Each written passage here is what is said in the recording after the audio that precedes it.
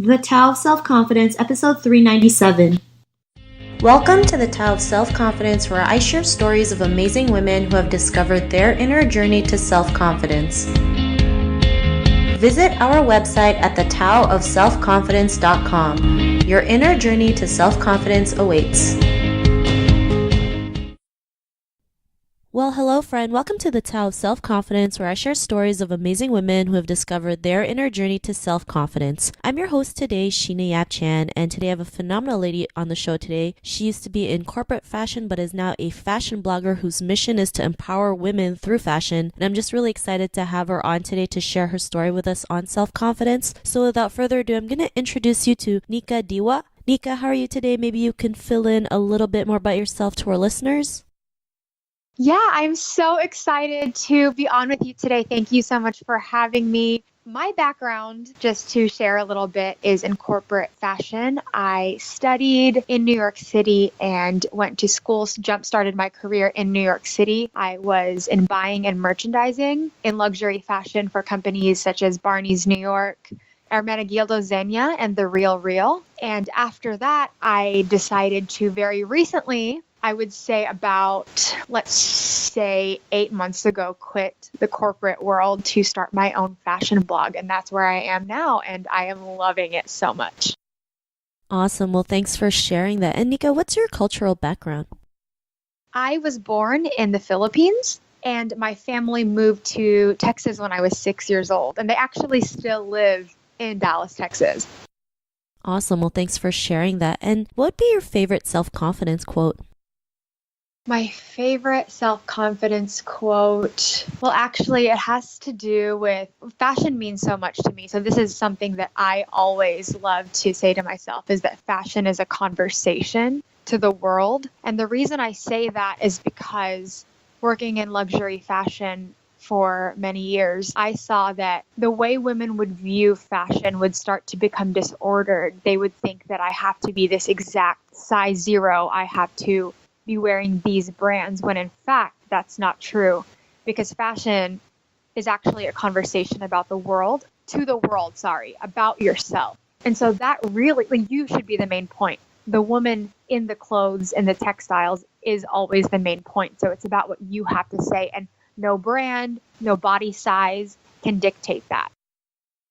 Thanks for sharing that. And that is such a great quote, right? I mean, a lot of us, are guilty of trying to, I guess, keep up with the fashion trends and the brands, not realizing like fashion is an expressive outlet for us, whatever outfits we can create or what we stand for. And I think the more people can realize that, the more we can be more confident, whether it's, the clothes we wear or, the personality that we have or what we can empower. So thanks for sharing that. And in your own words, how would you define self-confidence? I think self-confidence is having a revelation of your worth. I think that, and of course this applies to men as well, but I'm going to speak specifically for women. Inherently, just because you are born, you already have this precious inherent value that you have just when you enter this world. Nothing that you merit, nothing that you earned. It's just that you are wonderfully created just by being you, and no one can take or add away anything to that. And I think that is so powerful in today's society that has so many impossible standards, is standing on that foundation that cannot be rocky, cannot be taken apart, is that no matter what happens in your life, no matter what happens in your present or future, you are worthy just because you are worthy. And I think that when you have that revelation, you become kind of untouchable. It kind of almost feels like a superpower. It's my favorite way to start the morning, is to really reaffirm that in myself. Thanks for sharing that. And that's a great definition, because a lot of us, we tend to forget how much worth we have. Just being born into this world just is a big sign that, we are worthy to do something great, to live here and make the most of it. And I think the more that we can remind ourselves, how much worth we have, the more we can go out there and start believing in ourselves, start taking action, doing some of the things that we want to do. So I really love that you mentioned that. And Nika, what was your life like before your discovery of self-confidence?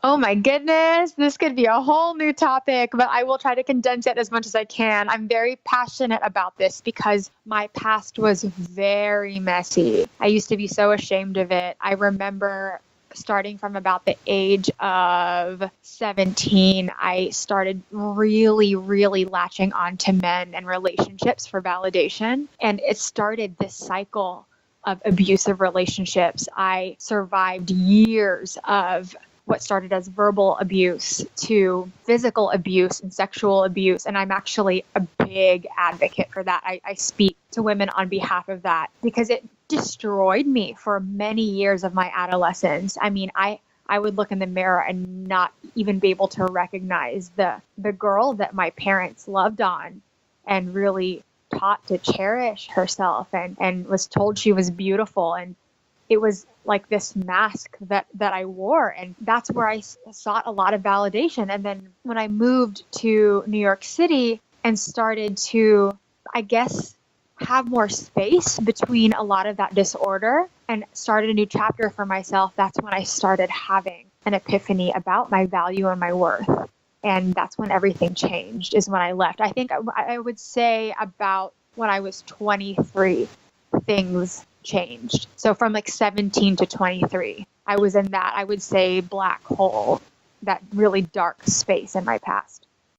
Thanks for sharing that. And I know it's not always easy to share things like this, right? Especially when women have gone through like verbal, and physical abuse and mental abuse, because a lot of them feel like it's their fault or they feel ashamed of it, not realizing like there's no reason to feel ashamed of it. You know, I mean, it's better that we share about it because there's people out there who are hurting, and when they can realize they're not alone, they can also overcome it as well and realize like there's a light at the end of the tunnel. And you know, was there certain points in your life when you realized that? Like, what was that aha moment when you knew that, you know, you were worth more than you realized? Like, you had that confidence to just get out, like you mentioned, get out of that black hole.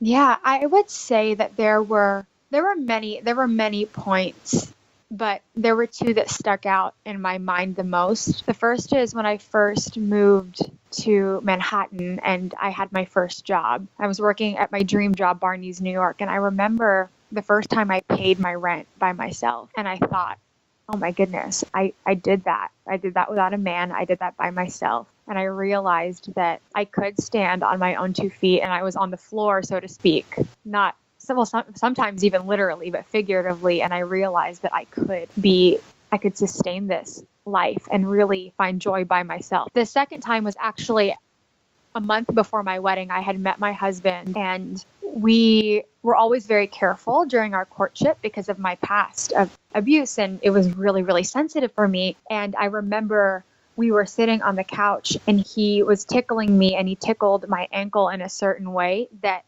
what I had not realized at the time was post-traumatic shock. And I had this image of what had happened in the past because this guy used to take me by my ankle and drag me on the floor. And I remember thinking that and having a freak out. I mean, I had a panic attack. I had never had that before because this was the first good guy I had been with since my bad relationship. And so I had a panic attack and was sure he was going to leave me. And so I removed my engagement ring and handed it to him and said, I understand if you have to go, because I thought I was too broken. I thought I wasn't worthy of being loved. And I'll never forget where I thought he would move away.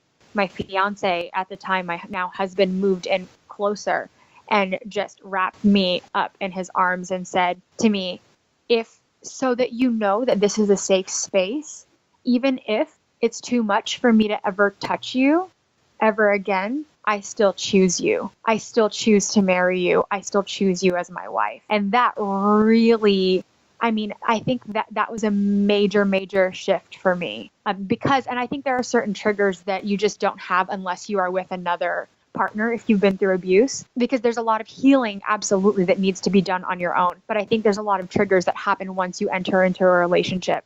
And that was huge for me because that's when I realized that, whoa, I don't need to give myself or sell myself away. Like I am just enough, just as I am. So that was and that's still a tender one for me because I'm a newlywed. So my husband has been great and really pivotal in that healing process. Thanks for sharing that. You know, your story about your husband, you know, it's so amazing that, you know, there are people out there who will love you just for who you are, no matter what your past is, no matter if you lashed out on him. Like he knows that where you came from and can realize that no matter what happens, he's right there by your side. And it's just such a great love story. Thank you. And because of these realizations, what's your life been like now? Oh my goodness. It has been a life dedicated to advocacy, and not out of duty, out of this passion for other women to know that they are worth so much more. It's 1 in every 3 women that struggle with sexual assault or abuse in the United States. And so for me, and it's not just about abuse. I mean, it's about, I think that's the most tangible form in my life where there's self-doubt. But every day, I mean, I doubt myself multiple times every day. And I think that we were created with minds that are powerful and that are full of love and self-control to really anchor those thoughts and bring them into bring them captive and say, no, that's a lie. This is the truth, and to empower yourself in those situations. So that's what it's been like. It's been like a journey of advocacy and empowerment and really nurturing those past hurts in my own life too, so that I can love other women better and speak for those who can't, or don't, or who were where I was a couple of years ago.